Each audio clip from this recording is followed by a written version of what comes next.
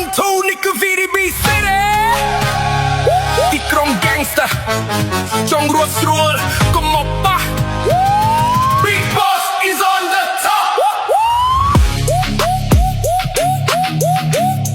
Big Boss is on the top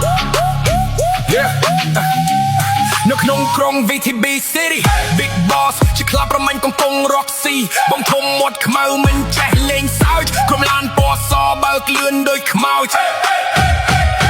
Gangster ឃើញហើយលើកដៃគោរពជាសញ្ញាតែហ៊ានឌឺដងហើយនឹងនាំរឿងធំឲ្យគ្រួសារភ្លើគ្រប់ជ្រកគ្រប់ជ្រុងសុទ្ធតែដែនដីគ្រួសារ BBG Big Boss មុននេះអញយឺហើយត្រូវតែចងចាំក្នុង VTB City ពួកអញដើររកស៊ីមិនដែលខ្លាច បងធំជីងខើជាមេបញ្ជាការគ្រប់គ្រងរាល់ការប្រយុទ្ធ សត្វត្រូវបានឃើញច្បាស់ជារត់ចោលបែន Big Boss មុននេះគ្មានហ្គេងណាហ៊ានប្រមាថបងធំជីងខើពេលមានបញ្ហាឈរនៅមុខមិនដែលញញើត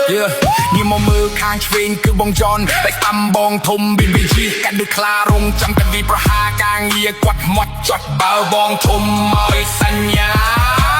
ត្រៀមនាំបងអូនហែងរត់បើមិនចង់ឲ្យគ្រប់កំភ្លើងបំបីក្បាលឲ្យជីវិតរលត់កុំមកលេងសើចជាមួយ Big